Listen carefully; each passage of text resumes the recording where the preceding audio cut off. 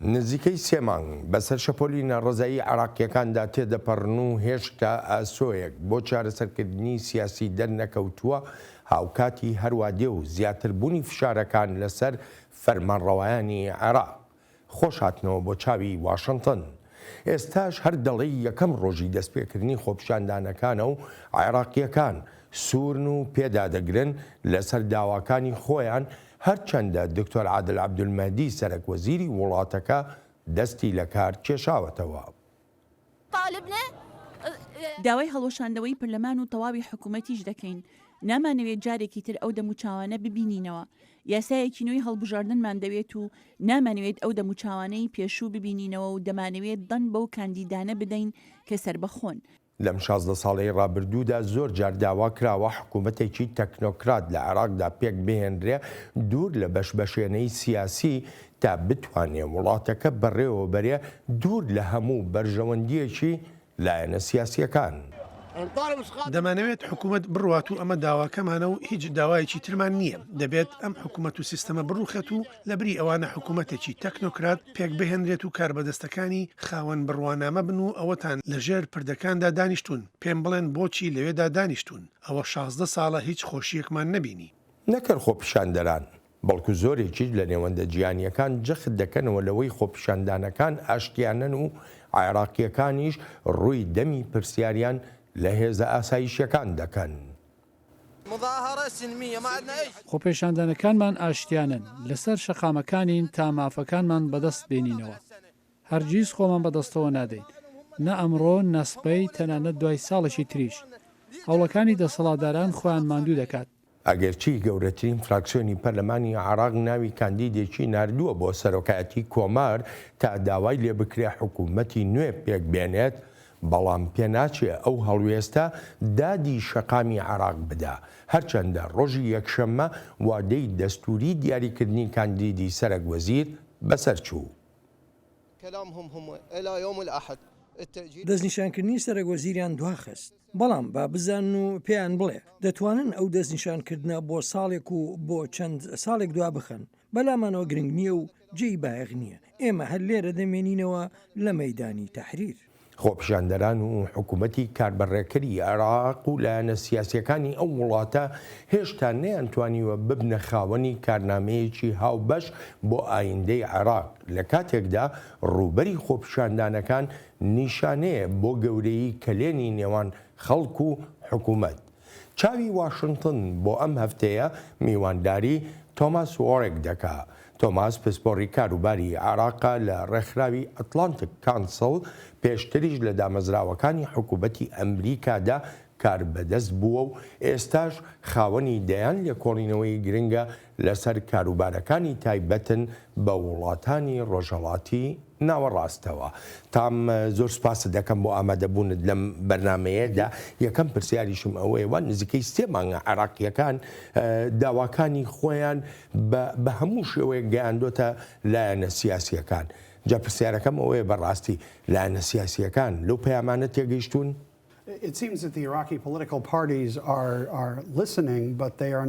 پێ دەچێت لایەنە سیاسەکانی عێراق گویان لە هەموو داواکانی ئەو خەڵکە بێت کە لەسەر شەقامەکان و ئەوانەش کە هاوڕای شەقامن، بەڵام لایەنەکان بەپێی ئەو داوایانە کاریان نەکردووە. خۆپیشاندەران بە ئاشکرایی ئاماژە دەکەن بەوەی پێویستە گۆڕانکاری بنچینەیی بکرێت، چونکە ئەو لایەنە سیاسیانەی لەوەتای ڕزگارکردنی عێراقەوە لە دیمەنە سیاسیەکانی وڵاتەکەدا باڵادەستن نەیانتوانیوە داواکانی هاوڵاتیان بەجێ بگەێنن، وەک هەلی کار، خزمەتگوزاریەکان، باری ئاسایشی، گەشەکردن. بەگشتی واتە هەموو ئەو شتانەی گەلی عێراق دەیەوێت و یان ئەو چاوەڕوانیانەی لە کۆمەلگایەکی دیموکراتدا هەن و پێویستە حکوومەت دابینیان بکات. ئەوەی تا ئێستا لە عێراقدا کراوە زیاتر لە گۆڕانکاریەکی ڕووکەش دەچێت و ئەمەش بەلای خۆپیشاندەرانەوە جێی قایلبوون نەبووە و بووە مایەی دەست لە کارکێشانەی حکوومەت. بۆ خۆش دەزانی ینی لەوەتایی کە عێراق ڕزگار کراوە لە ساڵی 2023ەوە حکوومەتە یەک بەدوایەکانی عێراق بەرپرسیارن. ئەمەش بۆ یەکەمین جارە لە مێژووی عێراقدا کە حکوومەتێک لەسەر داوای خەڵک دەست لە کار کێشێتەوە، بەڵام خەڵک هێشتا قەناعەتیان نێناوە. بۆچی؟ جا بەڕاستی بەدڵنیاییەوە دکتۆر عادل عەبدولمەهدی یەکێکە لە سیاسە بە ئەزمون و بە تواناکانی عێراق کە هەوڵێکی زۆریدا تا عێراق دوور لە کاریگەریەکانی تیرۆریزم و وڵاتانی تر ڕێبەرایەتی بکات. هەوڵیدا دڵنیا بێت لەوەی هەمووان ئاسوودە بن، بەڵام عێراقیەکان گەیشتنا و بڕواایی نەیتوانیوە هیچ یەکێک لەو داوایانەی پێشتر هەیەم بووە بەجێ بگەێنێت، وەک کار و ئاسایش و پەرەپێدان. وەک دەزانرێت تا دەهات نیگەرانی و دڵڕاوچی لای خەڵک زیاد کرد و بڕیاری خۆیاندا بچنە سەر شەقامەکان.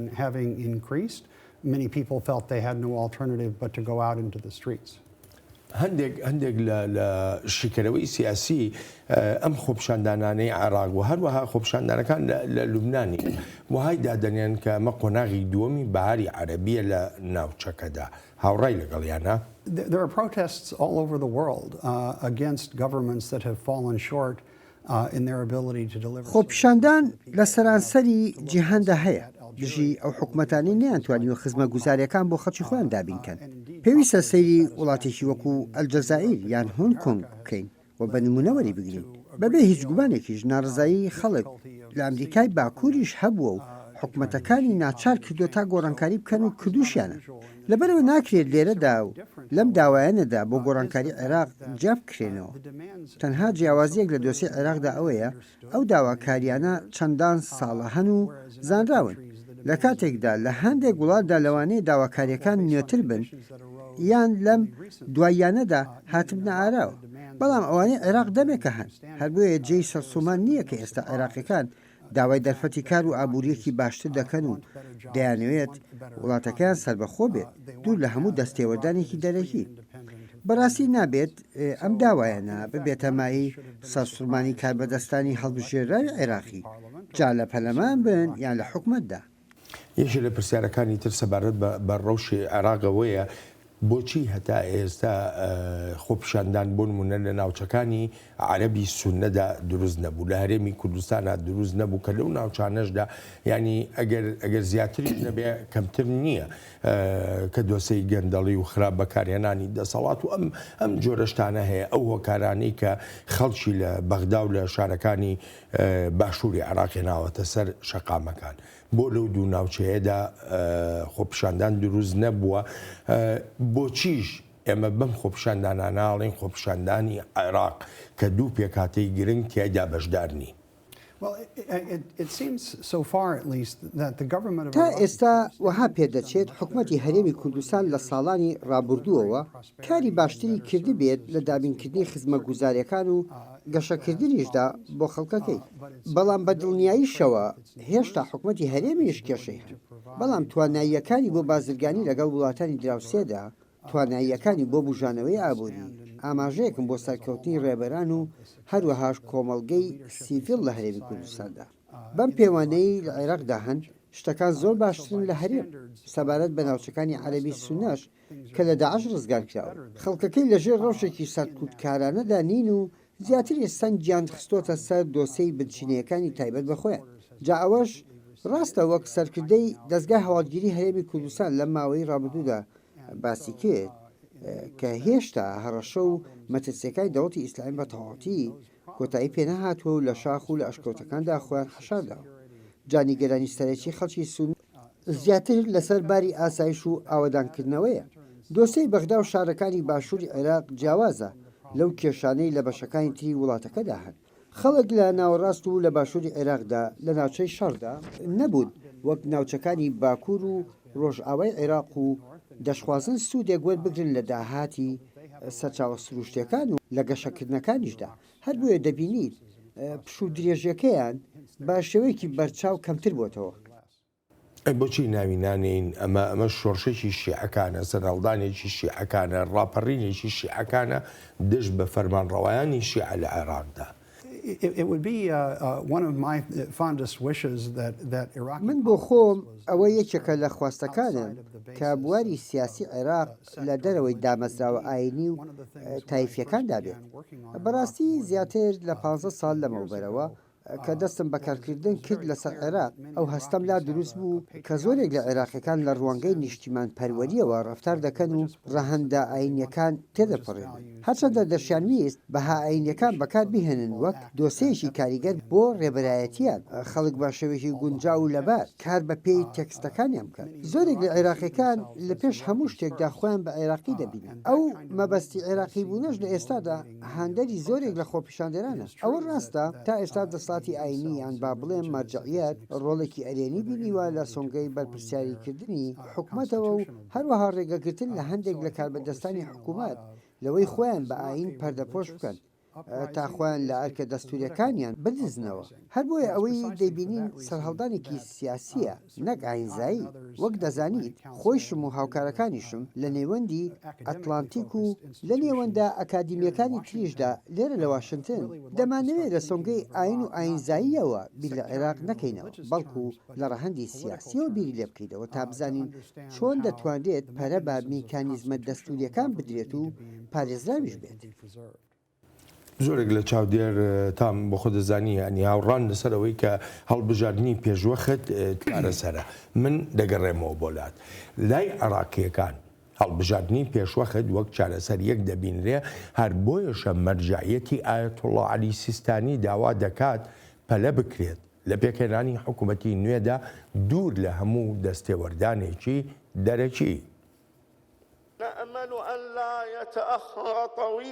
هیوادارین پێکهێنانی حکوومەتی نوێ زۆر دوانەکەوێت پێویستە حکوومەتێکی بێ مشتومڕ لەسەر بێت و بتوانێت وەڵام دەربێت بۆ پێداویستەکانی ئەم قۆناغی ئێستا و بتوانێت دەسەڵاتی دەوڵەتداری بخاتە دەست خۆی و ئەم ڕەوشەی ئێستا هێور بکاتەوە پێویستە ئەم حکوومەتە نوێیە هەڵبژاردننی داهاتوو بکات لە ژینگەیەکی گونجاودا و دوور لە کاریگەریەکانی پارە و چەکی نایاسایی و هەروەهاش دەستێوەردانی دەرەچی.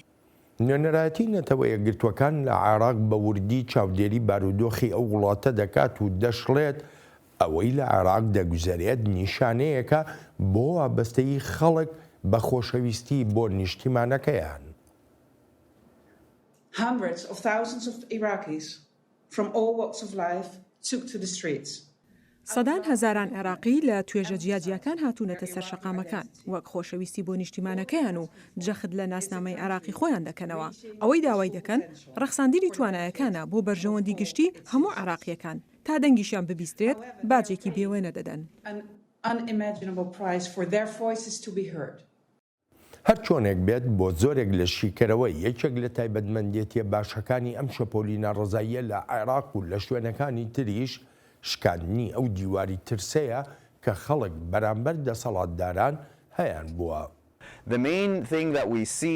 شتی سەرەکی کە لە زۆرێک لەو شوێنانەی خۆپیشاندانیان تێدا دەکرێن شکاندنی بربەستەکانی ترسە ئێستا خەڵک ناترسن لەوەی بچنە سەر شەقامەکان و ڕەخنە لە سیاسەکان بگرن ئەمە شتێکە لە ڕابردوودا تابوو بوو. تام وەک خۆ دەزانی زۆربەی عێراقیەکان بە مەرجعیەتی شیعەشەوە داوای هەڵبژاردننی پێشوەخت دەکەن. هەڵبژاردننی پێشوەخت چ شتێکە گۆڕێت لەو واقعی کە عێراق تیایدایەتی. یەکێک لە سوودەکانی هەڵبژاردننی پێشوەخت ئەو هیوایەیە کە دەیدات سەبارەت بە هەبوونی حکوومەت و دەسڵاتێکی جەماوەری بتوانێت هەندێک لەو گۆڕانکاریانە بکات ئەوەی خەڵک داوای دەکات. ئەم حکوومەتەی ئێستا چونکە بەسەر ژمارەیەک لایەنی جیاوازە دابەش بووە و ڕکابەری یەکتریشن سەرکەوتوو نەبوو هەر بۆیە هیوا لەسەر هەڵبژاردننی نوێ هەڵچندراوە تا حکوومەتێکی کارا بێنێتە ئاراوە لەگەڵ فەرمانڕەوایەتێکی باشتردا. بەڵام چ شتێکە بێ بە متمانە بەوەی کە هەڵبژاردنێکی ئازاد و ڕەوا بکرێت لە عێراقا. بەڕێوەبردننی هەڵبژاردن لە عێراقدا لە ئەستۆی کۆمیسیۆنی هەڵبژاردنە ئەم کۆمیسیۆنە لەژێر باری یاسایەکدا کاری کردووە کە چەند جارێک دەستکاری کراوە ئەمە ئەو دۆسەیە پەیوەندی هەیە بە چاکسازیەکانی دەستورەوە چونکە ئەو سیستەمەی ئێستا کاری پێدەکرێت هێز و دەسڵاتێکی زۆر دەدات بە لایەنە سیاسیەکان لە کاتێکدا زۆرێک لەو لایەنە سیاسیانە وەک لە ڤیدۆکانیشدا بینیمانن نەیانتوانیوە شتێکی ئەوتۆ بکەن بۆ ئەو داوایانەی عێراقیەکان هەیەە و دەیخوازن ڕێگەی جیاواز هەن بۆ کردنی هەڵبژاردن و بۆ دانانی شێوازی دەنگدان جا زۆر شت هەن لە بەرژەوەندی خەڵک بکرێت ئەگەر چاکسازیەکی ورد لە یاسای هەڵبژاردندا بکرێت بەر لە هەڵبژاردننی نوێ. زۆرێکیان لە عراقیەکان بە تایبەتی لە مەدانی تحریرەوە جەخت لەوە دەکەنەوە کە پێویستە لایەنی سێم هەبێ بۆ چاودێریکردنی هەڵبژاردنەکان جا بەڕای تۆ نەتەوە یەکگرتوەکان ئەتوانێت ببێتە ئەو لایەنە سێمە و متمانە بدا بە هەڵبژاردنێکی ئازاد و ڕەوا لە عراقا. هەندێک شت هەن نەتەوە یەکگرتوەکان لە عێراق واتە یونامی دەتوانێت بیان کات بەڵام زۆر شت هەن لە توانای یونامیدا نییە. زۆرێک لە میکانیزمە سەرەکیەکانی هەڵبژاردن لەژێر کۆنتڕۆلی عێراقیەکان خۆیاندا دەبن. تەنانەت ئەگەر بشتوانن هەندێک شت لەگەڵ ڕێکخراوە نێودەوڵەتیەکاندا بکرێن بەڵام هێشتا دەرفەت هەر دەمێنێتەوە بۆ ئەگەری ئەوەی شتەکان بەڕێی هەڵەدا ببرێت. لە کاتێکا دەکرێت پەرەسەندێکی بەرچاو بڕەخسێنێت بۆ ئەم دۆسەیە بەڵام بیرمان نەچێت زۆرێک لە کێشەکان لە پرۆسەی دەنگداندا نین بەڵکو لە شێوەی پێشبڕکێی کاندید و لیستەکان و لایەنە سیاسەکاندایە. چونکە ئەم سیستەمەی ئێستا دەساتێکی زۆری داوە بە ڕێبەرانی لایەنەکان نەک بە خەڵک. لە کاتێکا دەیانەوێت نوێنەرانی خۆیان هەڵبژێرن جاگۆڕینی ئەوە ریفۆرمی هەرە سەرەکیە. بەڵام هەندێک پەرەسەندن هەبوون لە چەند ساڵی ڕابردوودا بەڵام هێشتاش ڕێبەرانی لایەنەکان کاریگەریەکی زۆر گەورەیان هەیە بەسەر ئەوەی لە ناو لایەنەکەی خۆیدا کێ هەڵبژێرێت و کێ هەڵنەبژێرێت لەبەر ئەوە خواستی خەڵک ڕۆڵێکی ئەوتۆی نەماوە. هەموو ئەمانەی کە باسیەکەی پێویستی بەوەیە کە حکوومەتێکی نوێ پێک بهێنرێەوە ئەم حکوومەتە ئەرکی زمینە سازی بۆ ئەو هەڵبژاردنە ڕێک بخاتە ئێستا عراقیەکان نەیانتوانیوە بگەنە ئەوەی کە کەسێک دیار بکەن بۆ پۆستی سەرۆکوەزیر. یەکێک دیارەکان لایەنە سیاسیەکان پێی قایلن یەکێک کە دیار دەکرێت شەقام پێی قایل نییە. ئەم مەسلەیە ئەگەر هەروە دوا بکەوێ بەچی دەگا؟ جا نیگەرانی هەرە گەورەکە لەوەدا ئەگەر بەرەو پێشچوونێک نەهاتە ئاراوە ئەوە شتەکان لە دەرەوەی دەستوری وڵاتەکەەوە سەرچاوە بگرن. ئەگەر ئەمە ڕووبدا بۆ عێراق زۆر خراپە بێت. لای دۆستەکانی عێراقیش لێرە لە ڕۆژئاوا و هەروەها لای دۆستەکانیشی لە ڕۆژهەڵات بە شێوەیەکی خراپ دەکەوێتەوە بەسەر عێراق.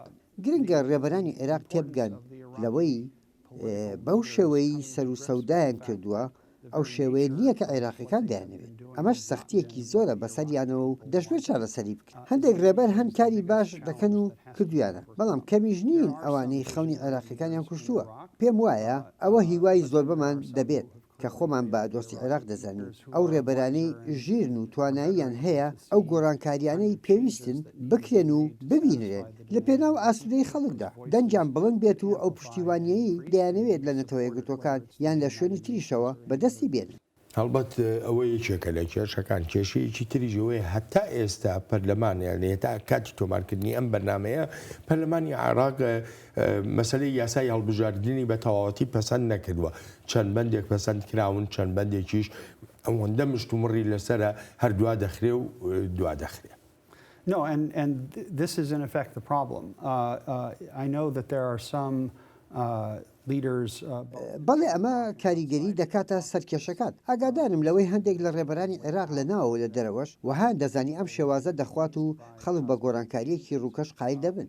دەریش کەوتوان نییە بە دڵنیاییەوە ئەو خەڵکی هاتوونتە سەر شەقامەکان و ئەو بە ملیۆنان عێراقیی هاوڕایەنن داوای گۆڕانکاری زۆر گەورەتر و بنچینەی تریش دەکەن تا ئەو شوێنەی پێداگیری بکەن لەسەر ئەو گۆڕانکاریە بنچینەیانە. ئەوە هیواکان زیاتر دەبن بۆ دەرکەوتی ژمارەیەکی زۆرتری ئەو ڕێبەرە سیاسیانەی دەگەنە ئەو بڕوایی دەبێت ئەو گۆڕانکاریانە بکرێت.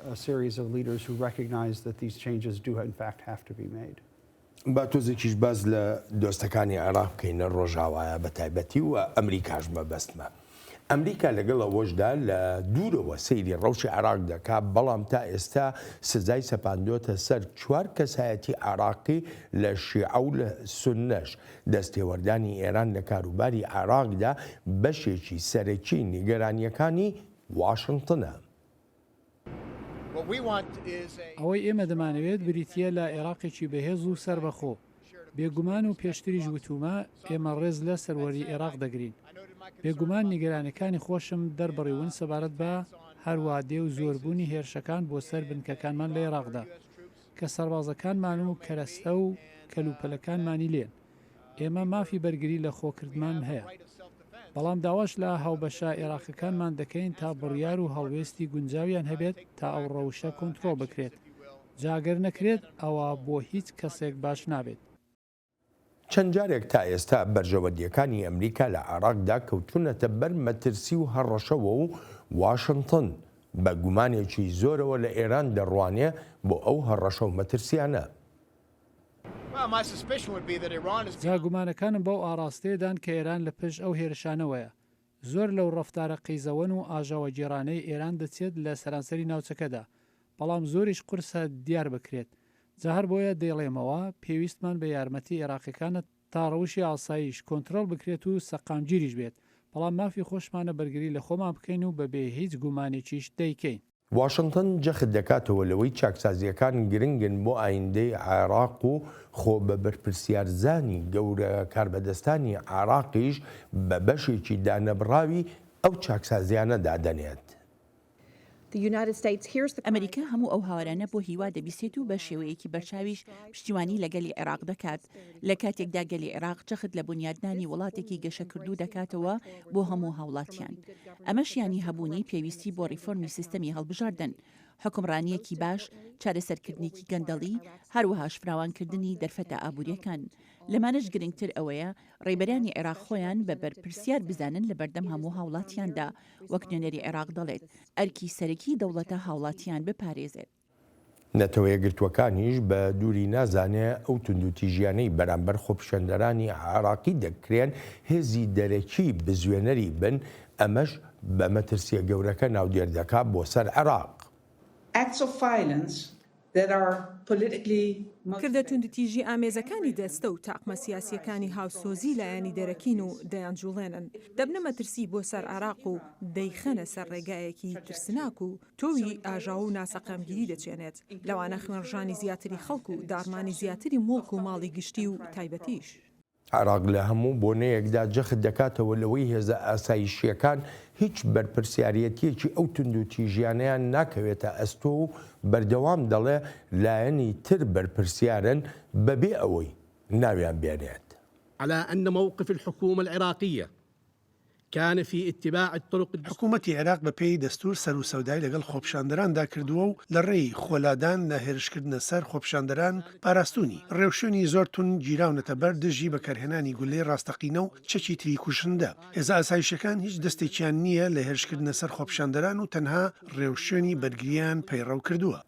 تا بەڕای تۆ کامیان گرنگترە بۆ سیاسەتی دەرەوەی ئەمریکا، عێراقێکی سەرقامگیر یاخو ئەو عێراقی کە ئێران دەستێوەردانی تیادا دەکات؟ ینی پرسیارەکەم زیاتر ئەوەیە، کامیان بۆ ئەمریکا گرنگترە، ئەوەی عێراق سەرقامگیر بێ یا ئێران لەوێ بێ، یا دۆسەی ئێران کە دەستێوەردان لە عێراقاکە؟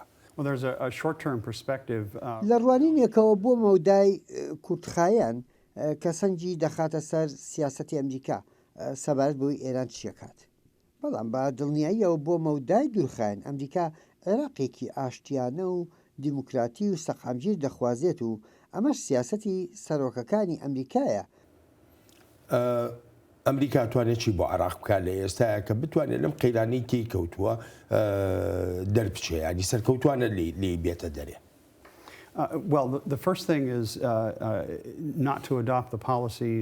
یەکەم ڕێباز کە پێویستە هەبێت ئەوەیە ئەو سیاسەتانە نەگیرێنە بەر ئێران هەمدا تا کاندیدی خۆی بۆ پۆستەکان لە عێراقدا دابنێت، واتە ئەو جۆرە کاندیدانی لە شەقامی عێراق و شوێنەکانی تریشدا ڕەت کراونەتەوە. باشترین شتێک ئەمریکا بیکات ئەوەیە نەبێتە بەشێک لەو مشتومڕە دیموکراتیانەی لە عێراقدا هەن و وازێن لێبێنێک تاگەلی عێراق خۆی چارەسەری دەکات. ئەمریکا دەتوانێت لە زۆر ڕۆ یارمەتی و کۆمەکی عێراق و عێراقیەکانیش بکات، بۆ نمونە ویزا بدات بۆ عێراقیانەی ئەگەر ئارەزویان کرد سەردانی ئەمریکا بکەن، ڕێگەی تر بۆ پشتیوانی دیموکراسی لە عێراق بگرێتە بەر. جا پێویستە ئەمە سیاسەتی ئەمریکا بێت، چونکە پشتیوانی لە دیموکراسی پەرچەکرداری دەبێت بەسەر ئێراندا. And in many ways this is what the policy of the administration is headed towards. Trying to interfere in Iraq's democracy is only going to backfire on Iran. بەڕای تۆ ئەمریکا توانێت لە دوورەوە ئەمە بکە یا پێویستی بەوەیە کە ئامادەیەکی زیاتری هەبێ لە هەموو عێراقدا لە زاخۆ بۆ بەسڕە؟ بەڕوونی و ئاشکرایی ئامادەی دیبلۆماتەکانمان و لایەنە سیڤیلەکانیشمان لە عێراقدا پشتیوانیەکی زۆر دەبن بۆ گەلی عێراق و بۆ خواستەکانیشیان. پێم وایە وەزارەتی دەرەوەی ئەمریکا و ڕێکخراوە سیڤیلەکانی تریش چەندێک بتوان دەستیان ڕابگات بە گەلی عێراق لە هەموو ناوچەکانی وڵاتەکەدا کە پێویستیان هەیە پێی ئەوە ئەوەندە و زیاتریش یارمەتیدە دەبێت جا بڵێ ئامادەی بوونی ڕێکخراوە سیڤیلەکان لەوێ زۆر بەسوود دەبێت هەم بۆ گەری عێراق و هەم بۆ ئەمریکاش. ئەی عراقیەکان خۆیان دەتوانن چی بکەتە ئەو کاریگەریانەی ئێران لە ناو وڵاتەکەیانە هەر هیچ نەبێ کەم بکەنەوە.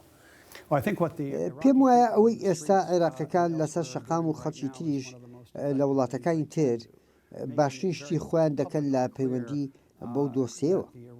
عێراقیەکان بەڕوونی ئەویان ئاشکرا کردووە کە نیشتیمان پەروەرن و نایەنەوێت کاریگەری دەست هەبوونی بیانی لە هیچ سوچێکی وڵاتەکەیاندا ببینن. ئەمەش وهای کردووە لە ئەمریکا و لە وڵاتانی تریشدا پشتیوانیەکی بەرچاو بەدەست بهێنن. چونکە ئەو جۆرە سربەخۆی و سەروەریە مای ڕێز لێگرتنە بۆ عێراقیەکان سەختی ڕەوشەکە پاش کۆتایی هاتنی ئەم قەیرانە لەوەدایە چۆنێتی درێژەدان و پاراستنی پەیوەندەکانیانە لەگەڵ دراوسەکان و لەگە وڵاتانی تریشدا. لە ئێستادا ئەمە کێشە نییە و خۆپیشاندنانیش ڕاستن لەوەی دێڵێن. ئەمە بارێکی پێچەوانەیە لەوەی کەی بینین لە شەقامی عراقی لەگەڵ ڕێبەرانی عراقی یا دەسەڵاتدارانی عراقیدا بە تایبەتی کاتێک کە دۆسەکە دێتە سەر کوشتنی خۆپیشاندەران ینی جۆمان لێ نەتەوە یەکگرتوەکان بە دووری نازانێت کە هێزی دەرەکی لە پشتە و خۆکشتنانەوە بێ لە کاتێکە عراقیەکانیش دەڵێن هێزە ئاسایشەکان بە هیچ شێوەیەک دەستیان نییە و ڕاستەوخۆ بێیان ناڕاستەخۆ ئاماژە بەلایەنی دەرەکی دەکەن. ئەگە عراقیەکان خۆیان ئەم مەسلەیە یەکلانەکەنەوە کێ دەتوانێت یەکلای بکاتەوە. ئەمە ئەو شتەیە کە پێویستە ڕێبەرانی عێراق ڕێنمایی زۆر ڕوون و ئاشکرای لەسەر بدەن بە هێزە ئاسایشەکان و ئەو تاکتیکانە بەکار نهێنن کە دەبنە مای بەریەکەوتن و کوشتن. بەشێکی ئەم کێشەیە پەیوەندی بە مەشق و ڕاهێنانەوە هەیە چونکە ئەگەر هێزە ئاسایشەکان مەشقیان پێکردن بوونایە لەسەر چۆنتی ڕفتارکردن لەگەڵ خۆپیشاندانی ئاشتیانەدا هاوشەوەی لە ئەوروپا و لە ئەمریکای باکوور و لە کۆمەلگا دیموکراسیەکاندا دەکرێت.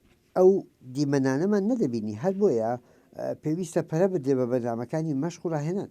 بەڵام لەسەر و ئەمەشەوە پێویستە ڕێنمایەکان لە ڕێبەرانەوە بدرێن بە هێز ئاسایشەکان و پێیان بڵێن توندوتیژی بەرامبەر خۆپیشاندەرانی ئاشتیانە هەرگیز جێ قایلبوون نییە لە وڵاتێکی دیموکراتی وەک عێراقدا. من دەگەڕێمەوە وڵات ڕەوشی ناجێگیری عێراق کاریگەری نەرێنیشی کردوێتە سەر ژیان و گوزەرانی خەڵک و بۆتەوە کارێکیش بۆ چۆڵبوونی بازاڕەکان. خاڵبوونەوەیکی زۆری ئابووری هەیە سەیری ئەم شەقام و کۆڵانانە بکە پێشتر خەڵچێکی زۆری لێبوون و دەهات و دەچوون و کڕین و فرۆشتن هەبوو خەڵک لە شوێنەکانی تریشەوە دەهاتن خەڵچێکی زۆر لە ناوچەکانی تریشەوە دەهاتنە ئێرە ئێستا کەس نایەت و هەر فرۆشیارەکان خۆیان لێرن. دانیشتوانی عێراق هۆکارەکان بۆ ڕەوشی ئابووری دەستنیشان دەکەن و باسیش دەکەن ئەگەر خەڵکیش بازار نەبوژێنێتەوە مافی خۆیانە چونکە نازانن ڕۆژی دوایی چی ڕوودەدا یا ڕوونادات. هۆکاری سەرەکی خاوبوونەوەی بازار ئەم شەپۆلی ناڕەزاییە. هۆکاری دووهەمی ژەوەیە هەندێک خەڵک و بەکرێت گیراوەکانیش بەرژەوەندیان لە وێرانکردنی عێراقدایە. لەگەڵ ئەمانیشتا ئەو پرۆپاگەندانەی دەکرێن کاریگەریان هەیە بەسەر خاوبوونەوەی بازاردا. هاوکات خەڵک و خێزانیش هەند چاوەڕوانی دەواازەیەک دەکەن بکرێتەوە. خەڵک ژیان و گوزەرانیان بۆتە ڕۆژ بە ڕۆژ. خەڵک بەهۆی ئەمڕەوشەوە دەست لە کڕین دەگرێتەوە. بۆ بەشێکی تری هاوڵاتیان گرتنەبەری ڕێوشێنە ئاسایشیەکان هۆکارێکی ترە بۆ کێشە ئابووری و داراییەکانی عێراق. دەسەڵاتداران ڕێگەوبانەکانی زۆر ناوچەیان لەناو پایتەختدا داخستووە و هەروەهاش هەندێک جار ڕێگەی نێوان شارە سەرەکیەکانیشدا دەخرێن وەک دەڵێن بۆ پاراستنی ئاسایشە.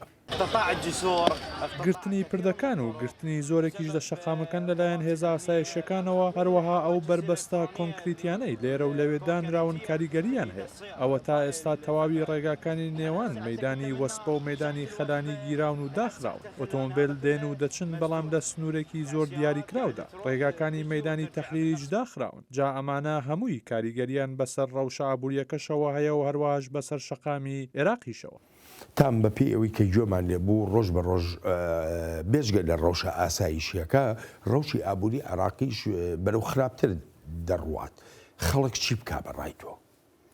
So Iraq has obviously very ample natural resources. It has an educated population. عێراق سەرچاوەیەکی زۆری سامانی سروشتی هەیە.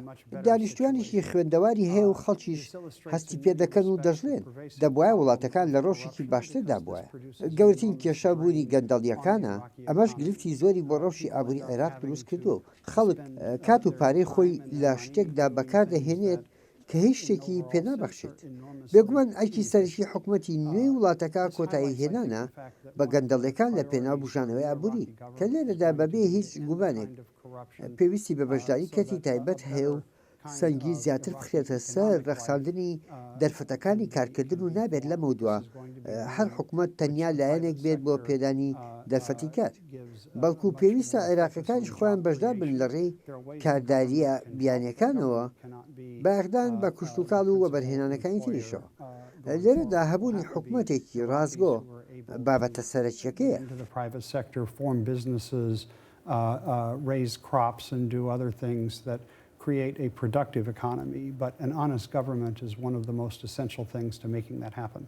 ئەو جۆرە نیگەرانیانی کە جۆمان لێبوو لەلایەن ئەو خەڵکەوە کە باس لە ڕەوشی ئابووری و دارایی خۆیان دەکەن ئەمە چ جۆرە کاریگەریەکی دەبێت بەسەر خۆپیشاندانەکانی عێراقەوە بە گشتی کاریگەریەکە ئەرێنی دەبێت یان نەرێنی؟ Well, I mean, the economy is one of the things that motivates many. ئابووری یەکێکە لە هۆکارەکانی هاندەر بۆ خۆپیشاندەران تا بچنە سەر شەقامەکان. ئەلبەت لەگەڵ کێشە سیاسەکانی تردا گوێمان لە خۆپیشاندەران دەڵێن سیاسەکان و لایەنە سیاسەکانیش ناتوانیوە هیچ یەکێک لەو ئامانجانیان بەدی بهێنن. جا ئابووری بێت یان سیاسی ئەوەی بۆ من ڕوون و ئاشکرایە ئەوەیە حکوومەت لە پاش هەڵبژاردننی نوێ ئەوەی پێویستە بیکات ڕێخستنەوەی ڕێگاکانی پەرەپێدانی ئابووریە و هەروەها بە هەمان شێوەش ریفۆرمی سیاسیە ئەوانەی خۆپیشاندەران داوایەکەن. جاوە نەزانراوەکەی ئەو هەڵبژاردنە نوێ دەکرێت ئەگەر ئەو هەڵبژاردنە نوێ نەکرێت ئەو ڕەوشە هەر بە هەمان ئەم شێوەیە دەمێنێتەوە؟ Well, I mean, the protesters have a very clear list of demands. خۆپیشاندەران لیستێکی ڕوون و ئاشکرای داواکانیان هەیە و هەروەهاش ئەو هەنگاوانەی پێویست بگیرێنەبەر. نەتەوەیەکەتۆکانیش لە زۆر کۆبوونەوەی داخراویدا لەگەڵ کاربەدەستانی حکوومەتدا ئەوانەی باس کردووە و تەنانەت ڕێبەرانی ئاینیش ئاماژەیان بە هەمان ئەو شتانە کردووە. دیبلۆماتانی ئەمریکایی و ئەوروپاییش بە هەمان شێوە باسییان کردووە کە پێویستە حکوومەتی عێراقی چی بکە. لەگەڵ کاربەدەستانی عێراقیشدا جەختیان کردوێتەوە لە کەمکردنەوەی ئاستی گەندەڵی، دانانی پلانی چاکسازی و گەشەکردنی ئابووری بە شێوەیەک دانانی کارداری ئاسان بکات. بەڵام لەسەر و ئەمانەوە کا زۆر گرنگە ڕازگۆیی و دەستپاچی حکوومەتە و هەروەها چۆنیەتی ڕفتاری حکوومەت لەگەڵ هاوڵاتیانی خۆیدا، چونکە ئەمانە کرۆکی ئەو هەوڵانان کە ڕۆژی ئابووری عێراق بەرەو باشتر دەبێت. چاوەڕوان دەکرێت وڵاتانی گەورەی دنیا زلێزەکان ئەمریکاش بە تایبەتی یارمەتی ئابووری عێراق بدا، جارێکی کە بۆ نمونە بڵێن قەرز بە عێراق بدرێتەوە لە کاتێکە لە ئێستادا عێراق ینی قەرزێکی ئێجگار زۆری لەسەرە. So the days of massive United States involvement in Iraq's economy.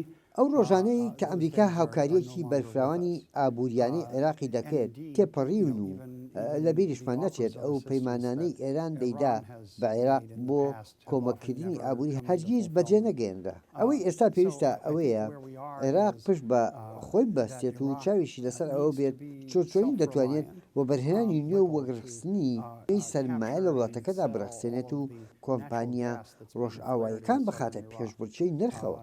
بۆ نمونە لەسەر بازرگانی گازی شل لە باشووری عێراقدا کە بە فیرۆ دەڕوات. زۆر لە ئابووری راسان ئەمە بە باش دەزانن هەم بۆ عێراق و هەمیش بۆ کۆمپانیا بیانەکان و بە سەرچاوێکی باشی داهاتیشدا دەردێت بۆ عێراقیەکان وەک لەوەی هەرتەنها بێتە دووکەڵ. جا ئەم زۆرە شتانە دەکرێت بکرێت، بەڵام پێویستی بەو جۆرە ڕێبەرایەتی عێراق هەیە کە چاوی لەسەر پەرەپێدانی ژیانی هاوڵاتیانی خۆی بێت، نەک ئەوانەی لە پێناو بەرژەوەندی خۆیاندا کارەکەن. پەرەپێدانی ژیانی خەڵک ئەمە خاڵێکی گرنگە لەگەڵ درێژە کێشانی خۆپیشاندانەکانە داواکانی خەڵکیش گۆڕاون دەگەڕێمەوە بۆلات. ژمارەی قوربانیەکان هەروە دێ و زیاتر دەبن. بە پێی راپۆرتەکان لە سەرەتای مانگی دەوە تا ئێستا زیاتر لە 550 کەس کوژراون و بە هەزاران کەسیش بریندارن. عێراقیەکان ئێستا داوایەکی تریشیان زێت کردوێتە سەر داواکانیان. نەخێر ئێمە ئێستا هیچ داواکاریەکترمان نییە، تەنها ئەوە نەبێت ئەو بکوژانەمان بدەنە دەست کە شەیدەکانی سەرپردی سنکیان کوشت. ئەوەمان بۆ بکەن ئەوە ئێمە لەم مەیدانە دەکشینەوە. ئەگەر ئەو داوایەش بەجێ ناگەینن ئەوە ئێمە هەر لێرە دەمێنینەوە. UN دەڵێت لەگەڵەوەشدا حکوومەتی عێراق ڕێوشێنی گرتوۆتە بەر بۆ کەمکردنەوەی ئاستی توندوتیژیەکان، بەڵام هێشتا شەر بەردەوامن و خەڵکی زیاتر دەکوژرێن و پێشێلکاری زیاتری مافەکانی مرۆڤیش دەکرێت. There can be no justification for the many killings. ناکرێت هیچ ڕەوایەک بدرێت بەو ژمارە زۆرەی کوژراوان و بریندارە زۆرترەکانی خۆپیشاندانە ئاشتیانەکان. ئێمە ئەو ڕووداوانەمان لە ڕۆژی یەکی مانگی دووە تۆمار کردووە. ڕێو شوێنەکانی دانراون لەلایەن حکوومەتەوە پێداچوونەوەی پێداکراوە بە مەبەستی کەمکردنەوەی ئاستی بەکارهێنانی چەکی کوشندا. هەر بۆیەشە لە دەستپێکی قۆناغی دووهەمی خۆپیشاندانەکاندا و بە تایبەتیش لە بەغدا دەست پاراستنێکی زیاترمان بینی. بەڵام واقع ئەتاڵەکە هەر ئەوە بوو تەقەکردن قەدەغە نەکراو بەکارهێنانی بۆمبە فرمێسک ڕێژەکان بە شێوەیەکی نەگونجاو بوو کە کوشتون و برینداربوونێکی زۆریان لێکەوتەوە. دەستگیرکردنی نایاسایی درێژەی هەیە، بە هەمان شێوەش ڕفاندن و تووقاندنیش. هەر ئەمە شەوەهای کردووە تووڕێی و ناڕزایی خەڵک زیاتر و زیاتر بن و نەتەوەیە گرتوەکانیش ئاگاهی بدا بەکار بەدەستانی عێراقی.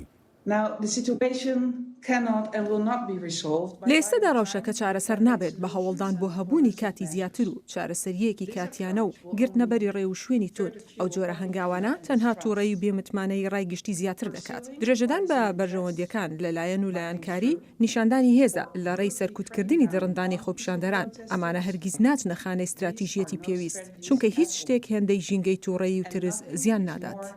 Damaging than a climate of anger.